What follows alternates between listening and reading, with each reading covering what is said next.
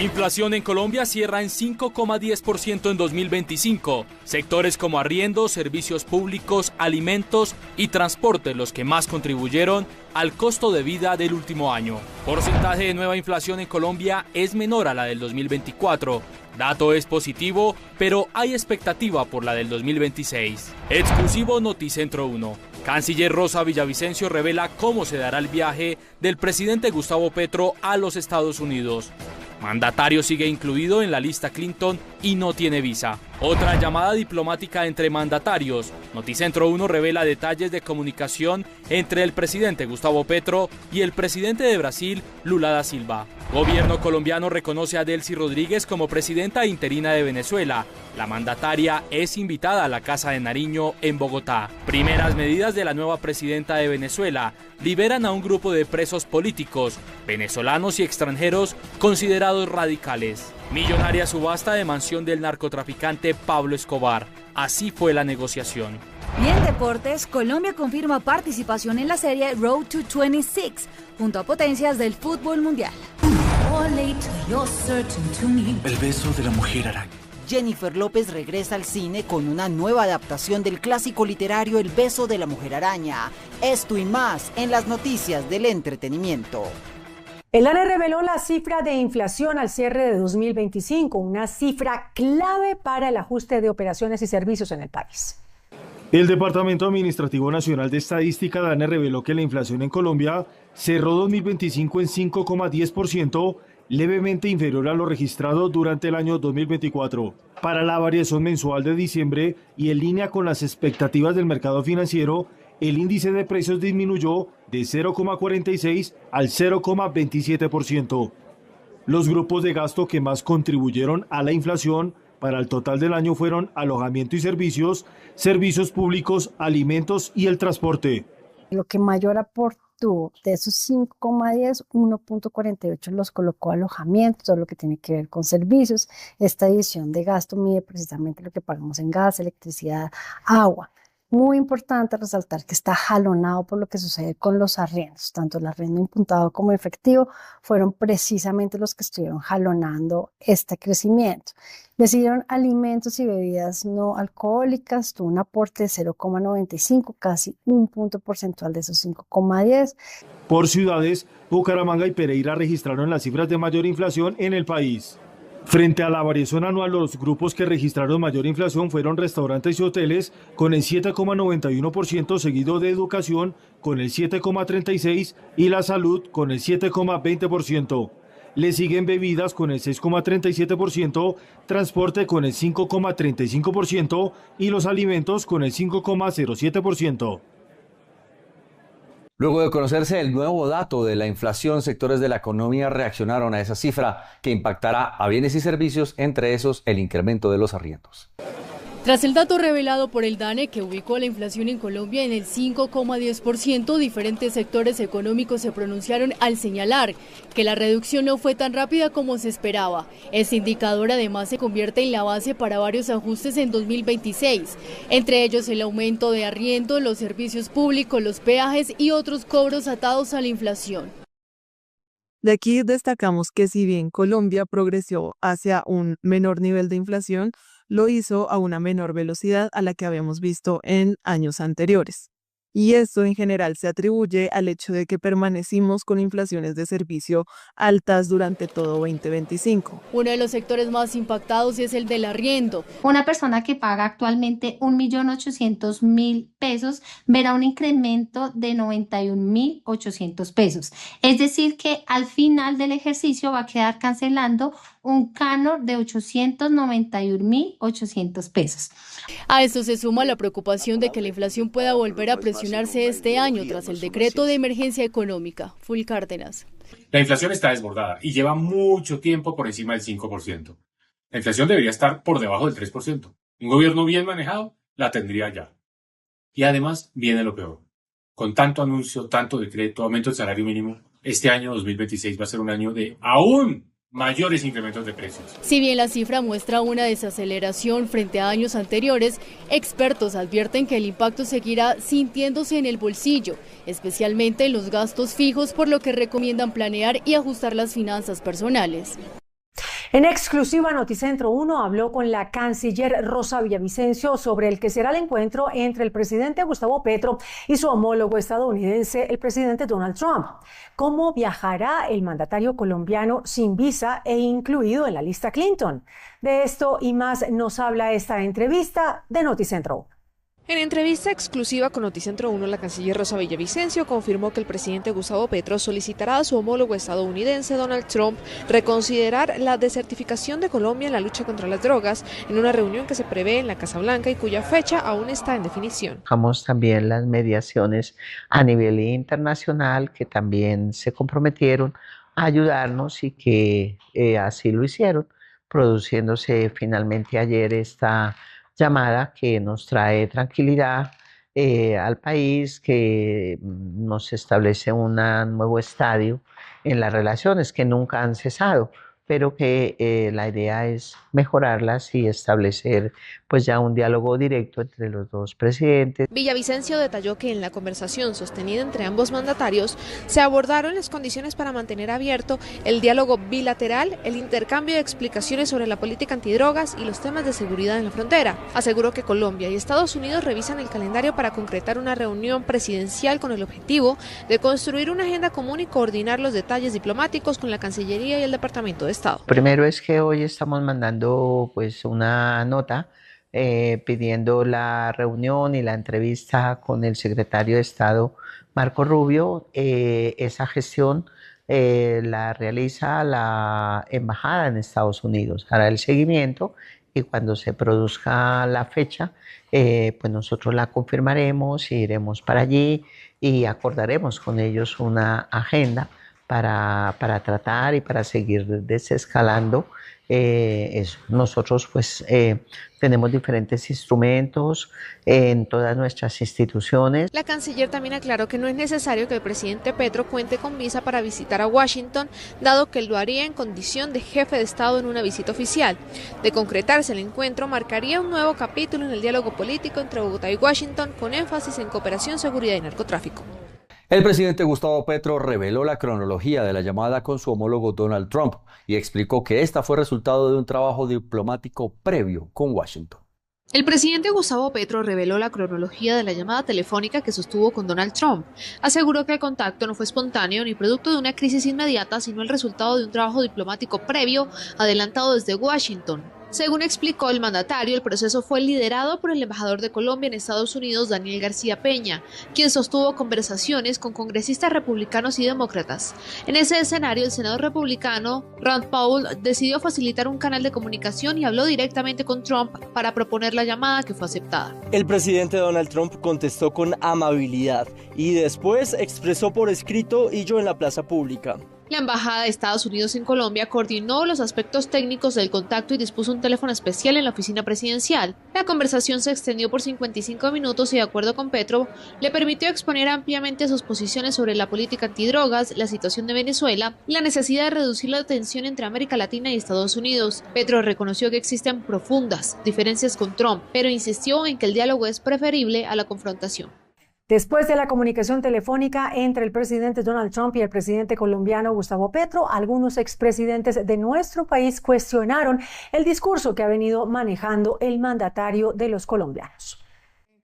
Uno de los expresidentes más criticados por el presidente Gustavo Petro es el expresidente Iván Duque. Tras conocerse detalles de la llamada de casi una hora entre el mandatario colombiano y su homólogo de Estados Unidos, esto opinó. Se quiere vestir de pacifista, ya empezó a tragarse sus palabras ante los Estados Unidos, luego de sus discursos delirantes y llenos de insultos en Nueva York, al igual que sus casi 4 años de torpeza tras torpeza. Quien también se pronunció fue el expresidente Álvaro Uribe Vélez, quien lo catalogó de manzurrón. El teatro. Petro se vuelve manzurrón con el presidente Trump. Regresa a Petro original para insultarme. No habla de su familia, sino de la mía. Aumenta la deuda para quebrar el fisco. Pretende tapar la corrupción, la destrucción de la salud, el creciente narcoterrorismo, poniéndolos a hablar del divertido discurso de ayer. Por su parte, el expresidente Juan Manuel Santos, premio de un Nobel de Paz, celebró la llamada. Celebramos que se haya restablecido un diálogo constructivo entre Donald Trump y Gustavo Petro. La diplomacia y moderación siempre deben primar.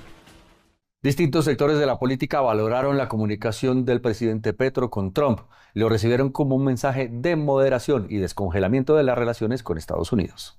Las reacciones políticas tras la conversación entre los presidentes de Colombia y Estados Unidos coincidieron en resaltar el diálogo como un paso positivo para reducir las tensiones diplomáticas y abrir un nuevo escenario en el relacionamiento bilateral en medio de un contexto regional y electoral complejo. Con la llamada de Estados Unidos y específicamente Marco Rubio, que conoce bien a Colombia, optan por el camino correcto: permitir que la campaña electoral siga su curso sin riesgos de excesiva perturbación. Una lección del valor de la sensatez, la seriedad, el rigor, el valor de la moderación para construir. Así voy a gobernar a Colombia. Desde distintos sectores se destacó que el contacto directo entre ambos mandatarios envió un mensaje de moderación y pragmatismo, al tiempo que evita una escalada de tensiones que podría afectar tanto la relación bilateral como el clima político interno. La presidenta interina de Venezuela, Delcy Rodríguez, hará una visita de Estado a Colombia. Todavía no se tiene programada la fecha en la que será esta visita, pero se cree que será antes de que termine enero. El ministro del Interior, Armando Benedetti, aseguró que Colombia reconoce a Delcy Rodríguez como presidenta de Venezuela, pese a los cuestionamientos internacionales sobre las elecciones con las que ella y Nicolás Maduro se mantenían en el poder. El presidente Petro nunca reconoció las elecciones del presidente Maduro, no lo reconoció como presidente. Pero aquí hay una situación completamente diferente, volátil, que puede afectar a la región, inclusive a nosotros, como lo ha dicho el presidente Petro. Si no hay paz en Venezuela, no hay paz en Colombia.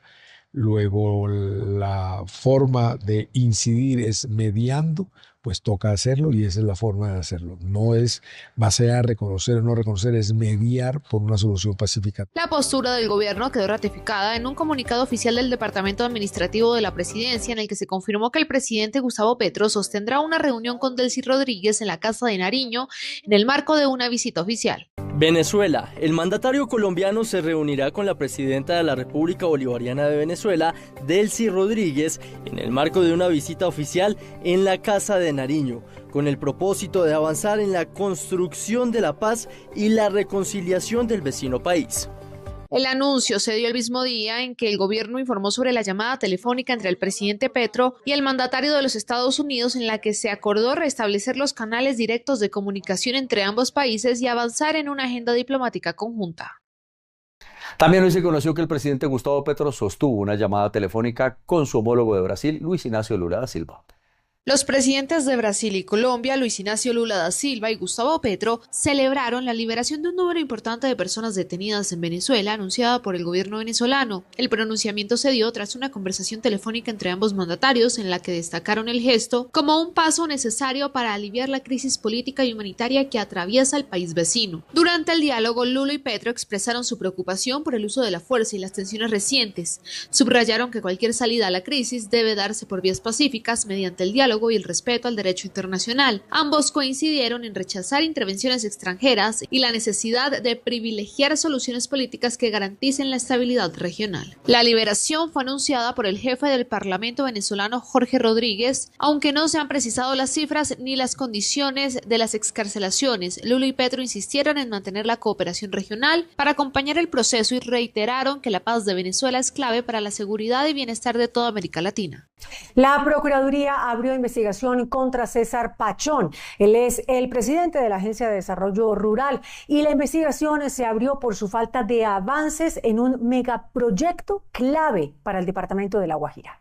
El director de la Agencia de Desarrollo Rural, César Pachón, enfrentará una investigación de la Procuraduría por incumplir una orden judicial que disponía concluir el sistema de alcantarillado en La Guajira por decisión del Consejo de Estado.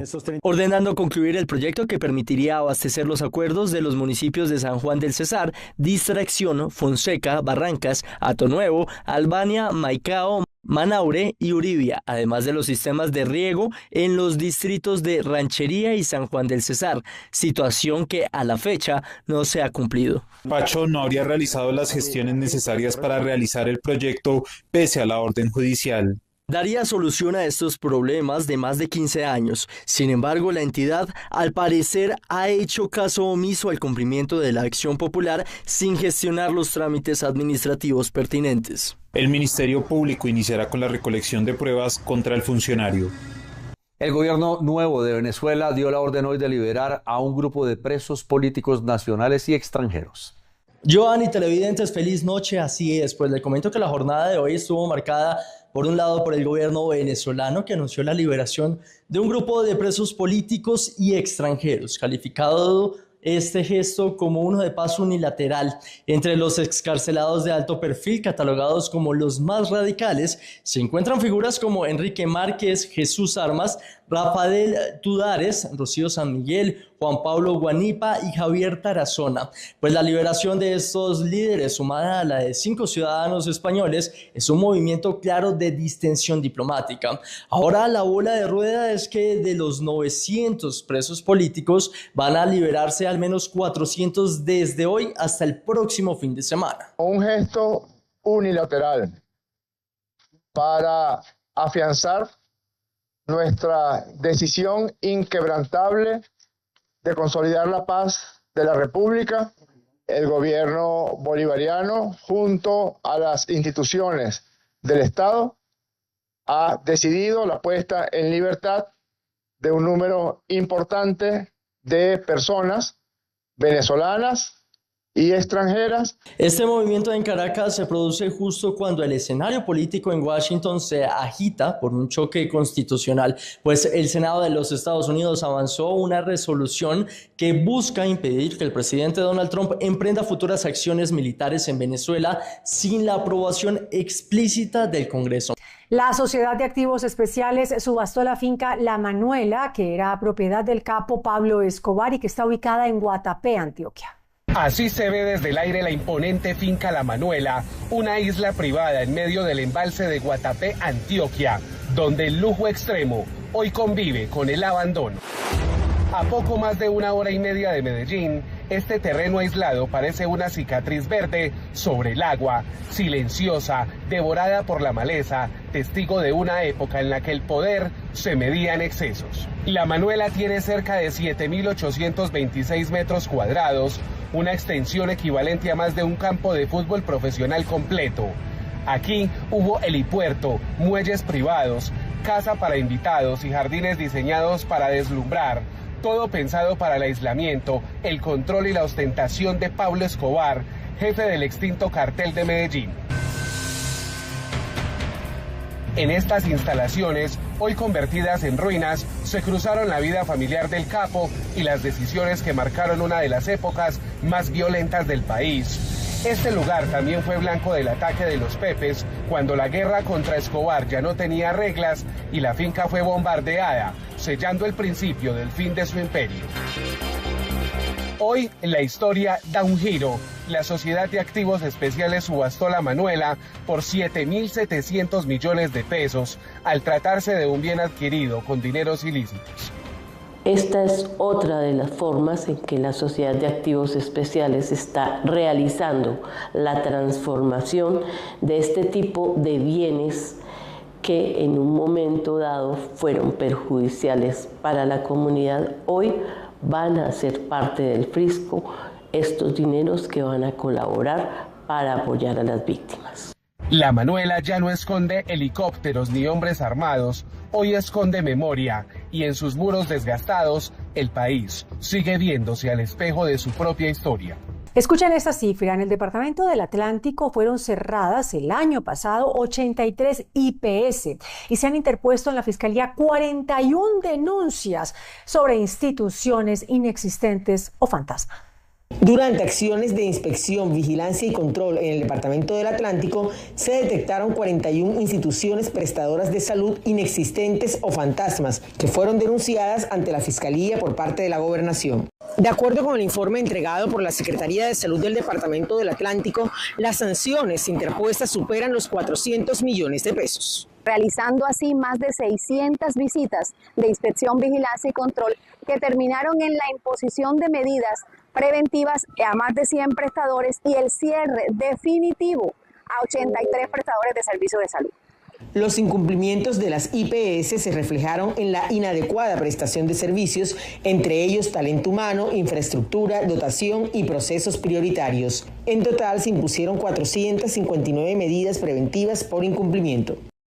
En la capital del departamento del Valle del Cauca, en Cali, se confirmó un aumento en el pasaje del Mío de 300 pesos.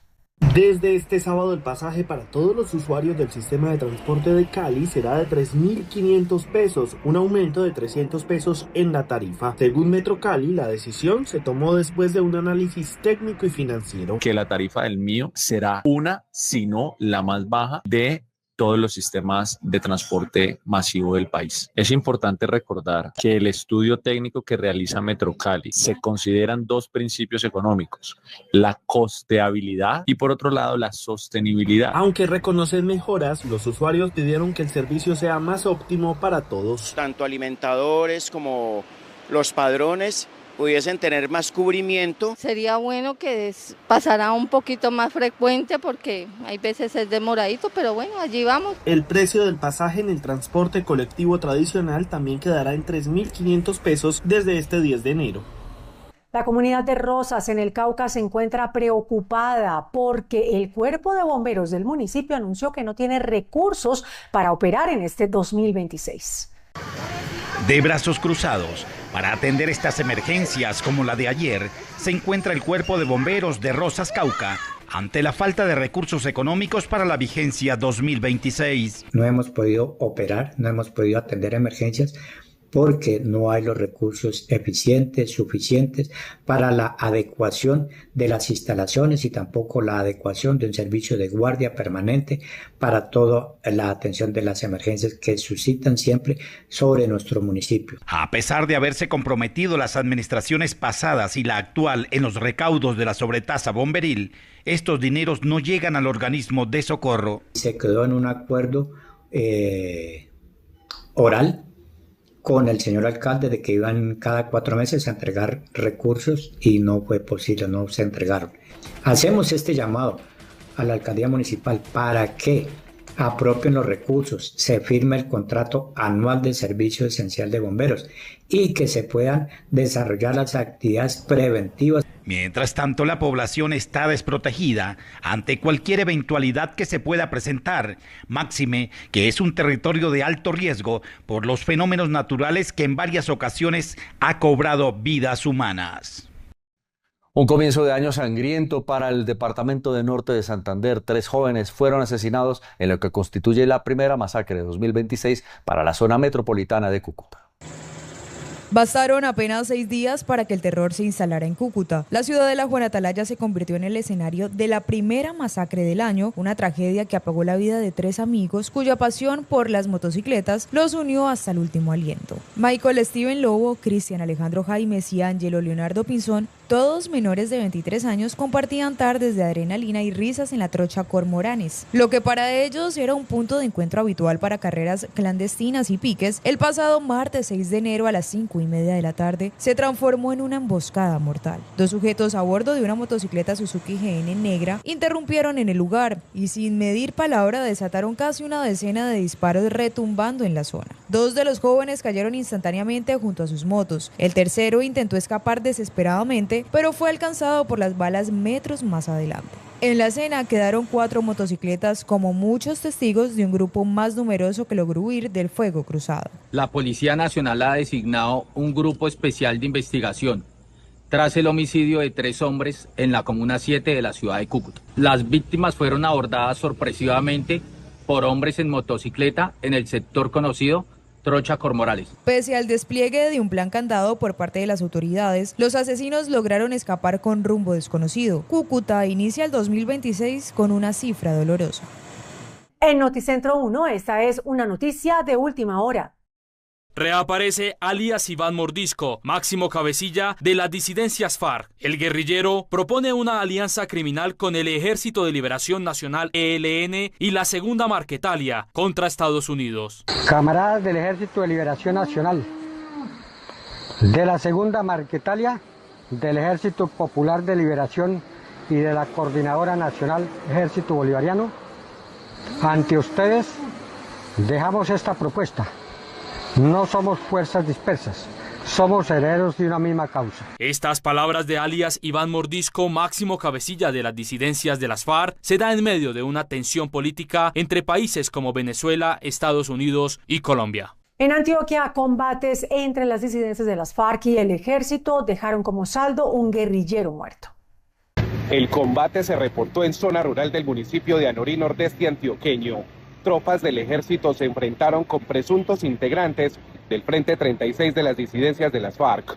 Este municipio ya había reportado amenazas en distintas veredas. A través de su cuenta en X, el ejército informó la situación que se vivió en la zona. En el desarrollo de la operación militar, nuestros soldados reportaron la muerte de uno de los integrantes de esta estructura. Según las autoridades, los enfrentamientos se reportan en esta zona considerada un corredor de disputa entre grupos armados. Comunidades advierten de un posible riesgo de confinamiento. El departamento de Santander reportó un aumento en el precio de los pasaportes. El trámite de pasaportes en Santander inició en el 2026 con un nuevo valor, según confirmó la Oficina de Pasaportes de la Gobernación de Santander. Así es, el valor correspondiente del pasaporte en la Oficina de Santander es de 305.280 pesos, una diferencia de 10.000 pesos que fue el incremento en comparación con el año 2025, el cual estaba en 295.560 pesos. Asimismo, la Oficina de Pasaportes retomó la atención regular en la ciudad de Bucaramanga. Gracias a las estrategias diseñadas por nuestro gobernador, el general Juvenal Díaz Mateus, tales como tardes de provincia, martes VIP, la oficina logró atender de manera ágil, rápida y transparente a más de 70.000 usuarios quienes obtuvieron su pasaporte. Además, a esto los ciudadanos podrán acceder a un descuento del 10% si presentan el certificado electoral correspondiente a las votaciones del próximo 8 de marzo. Actualmente tenemos un 10% de descuento en los impuestos de timbre nacional y fondo rotatorio para todos aquellos usuarios, a todos aquellos ciudadanos que hayan votado en las últimas elecciones. Finalmente, la gobernación anunció que durante el año 2026 se mantendrán y fortalecerán esas acciones con el objetivo de acercar el servicio a los ciudadanos y agilizar el trámite de pasaportes en todo el departamento. Delincuentes armados ingresaron al hospital de Villarrica, persiguieron a un hombre y lo asesinaron ahí, dentro del centro asistencial. Dentro del hospital de Villarrica, Cauca, fue asesinado un joven que había ingresado minutos antes para resguardarse de una persecución que sufría en las calles de la población. Cuando una persona era perseguida por otras que venían con arma de fuego y al tratar de salvaguardarse, ingresa a las instalaciones del hospital y pues estas personas enfrente del personal sanitario, enfrente de usuarios, pues terminan con su vida. Para la secretaria de Salud del Cauca, este es un claro atentado a la misión médica en el departamento por parte de los actores armados. Infracciones que son muy graves. Se puso en conocimiento, por supuesto, de la Cruz Roja Internacional. Seguimos evaluando todas las medidas necesarias para poderlas aterrizar en el departamento del Cauca. Asimismo, se ha establecido que se está evaluando medidas para fortalecer la seguridad en los centros médicos, sobre todo en el norte del departamento, donde más se presentan estas agresiones. Así que hacemos un llamado al respeto por la misión médica y, por supuesto, pues rechazar de manera contundente. Esto genera indignación frente a los sucesos que se vienen presentando. Este sería el segundo caso de atentados contra la misión médica en lo corrido del 2026. La aparición de banderas del ELN en el departamento de Antioquia dispararon las alarmas. Las autoridades ofrecen 200 millones de pesos de recompensa. 3 banderas alusivas al ELN aparecieron en zonas rurales de Andes y Jardín, en el suroeste de Antioquia. El hallazgo encendió las alertas de las autoridades por un posible intento de este grupo armado de marcar presencia y de apoderarse del control territorial. La gobernación de Antioquia ofreció una millonaria recompensa por información que permita la captura del presunto responsable, alias Yosa. Ofrece hasta 200 millones de recompensa por información que nos permita la identificación e individualización de este criminal para poder hacer todo el trabajo judicial que corresponde. En esta jurisdicción del suroeste no hay una presencia puntual o acertada de lo que tiene que ver con el ELN. Las autoridades pidieron al gobierno nacional refuerzos de seguridad ante el accionar de los grupos armados. Parques Nacionales anunció la implementación de un seguro obligatorio de accidentes y asistencia para poder ingresar a esas zonas protegidas. Ya es un hecho. Parques Nacionales Naturales confirmó la implementación de un seguro obligatorio de accidentes y asistencia para los visitantes del Parque Corales del Rosario y San Bernardo en el departamento de Bolívar. Este esquema incluye asistencia directa en el lugar del incidente, atención primaria en emergencias, personal capacitado, puntos de primeros auxilios, ambulancias terrestres y acuáticas, entre otros aspectos. Según la entidad, el cobro del seguro se realizará a través de una aseguradora avalada y es diferente a las tarifas establecidas para el ingreso a los parques. A través de redes sociales se difundió un video donde se evidencia molestia por este cobro. No te puedo hacer un pago de algo que no sé que me estás cobrando. Es obligatorio. Es opcional. Nadie está. El único seguro obligatorio que existe es el de los automóviles. Es obligatorio que tengo que hacerlo allí en las playas de Agua Azul, de Barú. Desde la alcaldía de Cartagena manifestaron estar dispuestos a prestar la ayuda necesaria. Se estima que hasta el próximo puente festivo, solo por vía marítima, se habrán movilizado más de 61.530 pasajeros hacia las islas. ADEPAN impulsa una iniciativa de la panadería sostenible que beneficiará a la zona de los Palafitos en la Ciénaga Grande de Santa Marta.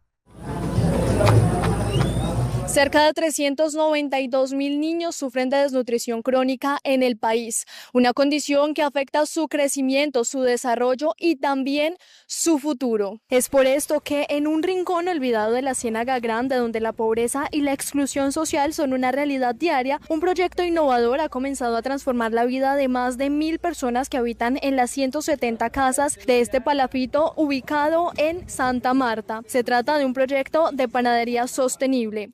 Inicialmente se van a beneficiar estas 25 personas, pero van a quedar unos pilotos donde van a empezar a transformar ya panes de sus casas. Entonces, en su casa ya puede poner como una mini panadería y poder entregar pan a sus vecinos. Particularmente estamos haciendo un pan que tiene un contenido mayor de proteína, por lo cual pensamos que es un alimento que puede favorecer una economía como estas. En su primera etapa, el proyecto tiene como foco principal capacitar sobre la elaboración del pan y el aprovechamiento de la soya, un alimento de alto valor nutricional, en la elaboración de productos que contribuyan a mejorar su alimentación. El pan es un vehículo nutricional.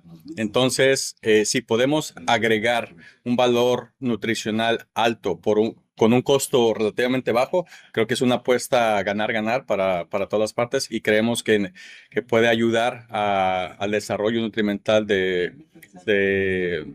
áreas afectadas o de poblaciones vulnerables. Con esta acción se busca que la comunidad no solo reciba alimentos, sino que también adquiera capacidades que le permitan generar ingresos, mejorar su calidad de vida y darles a los niños y adultos una oportunidad de bienestar. Los transportadores explicaron que el ajuste al diésel anunciado por el gobierno Petro tendrá efectos tanto positivos como negativos en Bucaramanga. El aumento y los ajustes en el precio del diésel vuelven a colocarse sobre la mesa. La preocupación para conductores, transportadores y usuarios, pues esto aumentaría el costo en movilidad y en el precio de los productos básicos.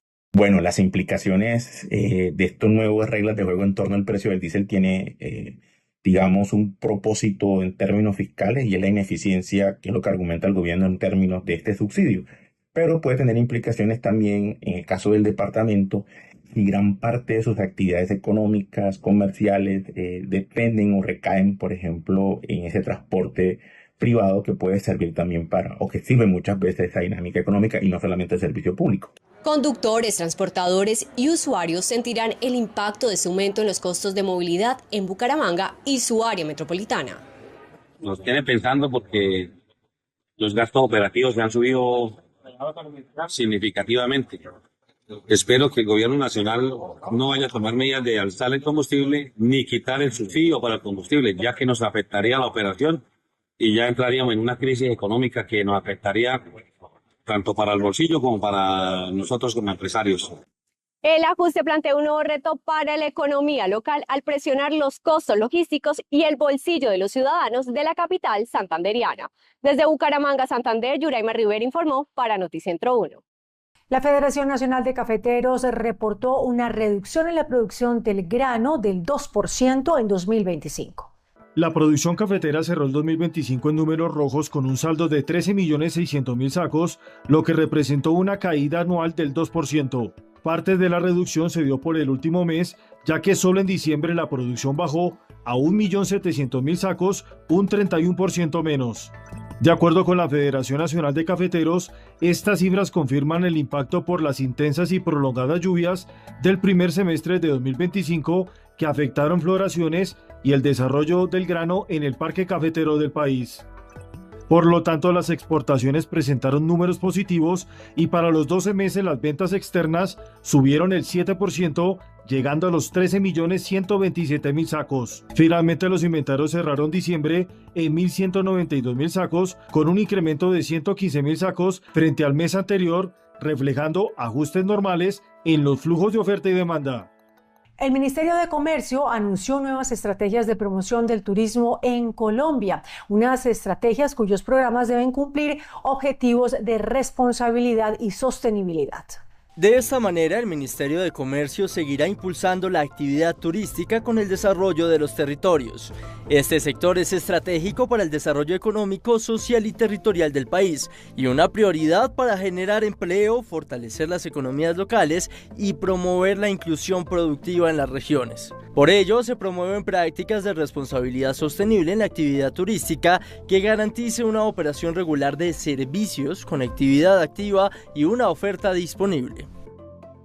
El índice que mide los costos de la producción en el país bajó al cierre de 2025. El índice de precios al productor, que mide los costos de la producción en su primera línea de comercialización como fabricación y elaboración, presentó una variación anual negativa de 2,63% al cierre de 2025.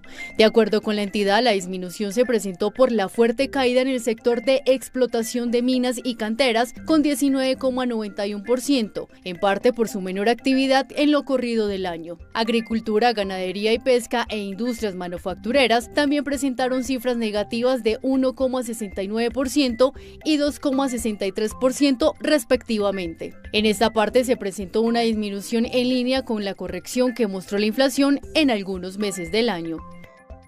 En Noticentro 1, estos son los indicadores económicos. La tasa representativa del mercado que regirá para mañana viernes será de 3.734 pesos con 67 centavos. Los profesionales del cambio compran la divisa en promedio entre 1.770 pesos y la venden entre 1.820 pesos. Un euro cuesta 4.377 pesos. La libra de café en Nueva York se cotizó a $3.72. El precio interno se cotizó a $2.784.000 pesos la carga. El barril de petróleo WTI se cotizó en $52.49. La referencia Brent para Colombia se cotizó en $62.78. El índice de capitalización de la Bolsa de Valores de Colombia bajó 0,7% a 2.187 puntos. Deportes. A Noticentro 1 llega toda la información deportiva con Natalia Giraldo, quien nos tiene detalles del partido amistoso que ya se avecina entre Colombia y Croacia. Natalia. Así es, Margarita, la Federación Colombiana de Fútbol confirmó partidos amistosos con selecciones europeas para marzo. Los dirigidos por Néstor Lorenzo tienen un nuevo llamado: a afrontar una serie de compromisos como preparación antes del Mundial y ultimar detalles de cara a la lista de convocados que estarán representando al país en la cita orbital. Es por eso que el combinado nacional participará en la serie Road to 26, que tendrá 4 selecciones compitiendo de manera amistosa en territorio estadounidense. El primer juego será contra la selección de Croacia el próximo 26 de marzo en el Camping World Stadium en Orlando y posteriormente viajarán a Washington para enfrentar a Francia el 29 de marzo en el Northwest Stadium. Y siguiendo con la selección Colombia, ahora el turno será de ellas en Estados Unidos.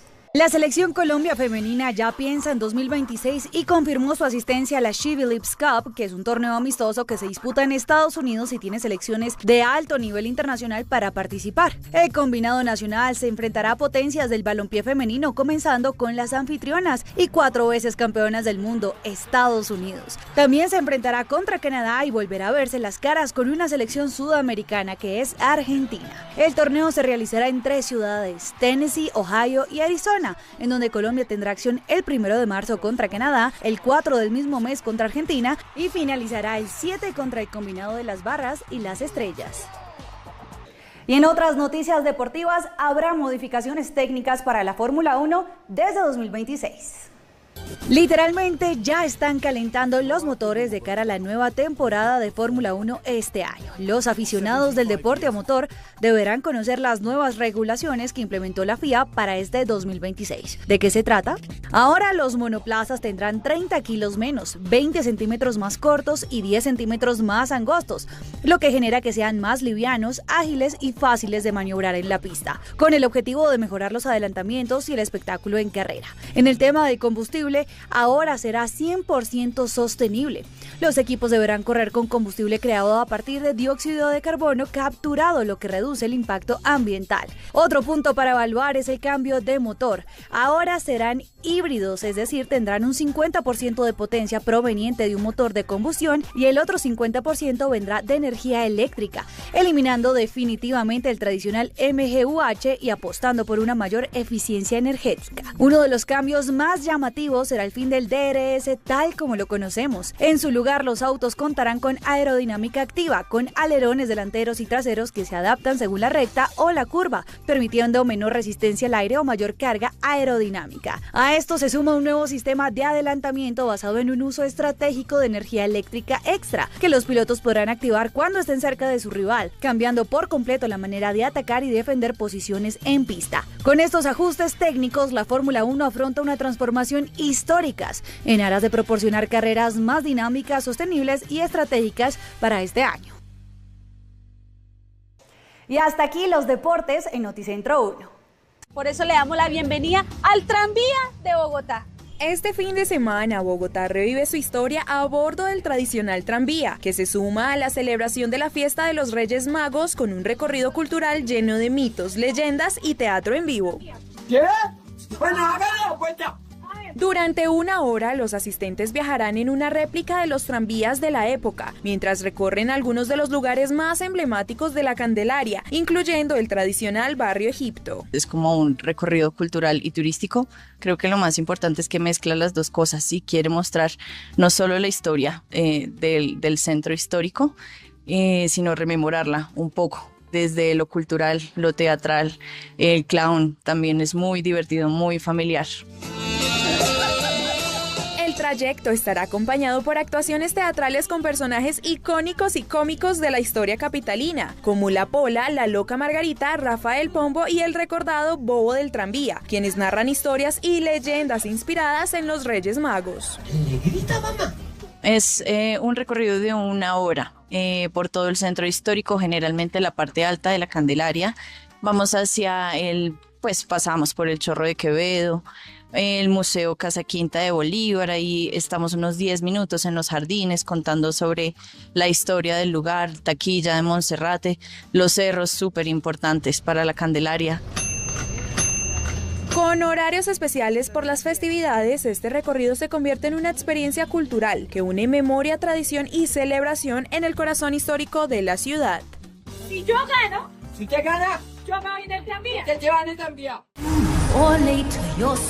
Jennifer López está de regreso en el cine, en esta oportunidad como la protagonista de la película El beso de la mujer araña, una nueva versión del clásico del libro de Manuel Puig que llega 40 años después del estreno de su primera adaptación cinematográfica. ¿No te gusta soñar ni un poco? Está ambientada en una cárcel durante la dictadura militar de Argentina de los años 70 y cuenta la historia de dos hombres que comparten celda, un preso político y un hombre gay que sobreviven contando historias de cine y personajes imaginarios. Lo que ellos quieren. Te puse en peligro, no debiste conocerme. Really felt like each one of the characters had a different, tone and singing voice. Not so much just a nuance of it, a darker tone for the Spider-Woman songs, a lighter, more hopeful, more romantic tone for Aurora's parts, and then for Ingrid Luna, the actual movie star, just kind of a strong, powerful superstar performer of a woman who he escapes with from the prison. And so to be able to tell multiple characters and to live in these worlds was just a treat. It felt like we were doing something that was bigger than us, but it was also bringing us joy. La cinta mezcla el drama, la fantasía y la música. And I think with this opportunity, we were able to hold all those truths at the same time. We were able to escape into beautiful, fantastical moments, but also look at the horrors of what it would be like to be inside of a dictatorship, inside of a prison cell. El beso de la mujer araña se podrá ver en los cines de Colombia a partir de hoy. La tecnología y los videojuegos se toman la Feria de Manizales con la llegada de MZL Gamer, una experiencia gratuita pensada para toda la familia. Hasta el próximo 11 de enero, el Coliseo Mayor de Manizales se convertirá en un punto de encuentro para niños, jóvenes y adultos, con una propuesta que mezcla nostalgia, innovación y cultura. El evento de videojuegos más grande en la historia de la ciudad. Así es, vamos a tener una zona gamer para más de 160 jugadores en simultáneo, en la cual van a poder disfrutar desde consolas de la primera generación hasta las nuevas de la última generación. Es una zona gamer intergeneracional, lo cual la hace muy atractiva. También tendremos agenda académica, juegos de mesa, vamos a tener charlas por personas que están metidas en este cuento desde hace mucho tiempo, en la cual pues nos van a contar y vamos a aprender muchas cosas de ellos. El espacio contará con torneos oficiales, simuladores con realidad virtual, videojuegos retro, pista de Mario Kart en vivo y zonas interactivas para distintas consolas. Con entrada libre, MZL Gamer se consolida como uno de los planes imperdibles de la feria. El Tamagotchi, la pixelada mascota virtual que se popularizó en la década de los 90, celebra en 2026 sus primeros 30 años. Desde su lanzamiento se han vendido más de 100 millones de estos dispositivos y en Japón regresa por estos días a sus orígenes con una exposición itinerante que propone al visitante trasladarse al interior de estos juguetes, recorriendo su mundo a través de instalaciones inmersivas con pantallas y espacios que recuerdan la experiencia con la que muchos crecieron. Jugar, alimentar y cuidar a una mascota digital fue la fórmula de éxito que llevó a estos juguetes con forma de huevo a la fama mundial, convertidos ahora en un ícono de la nostalgia colectiva entre múltiples colaboraciones.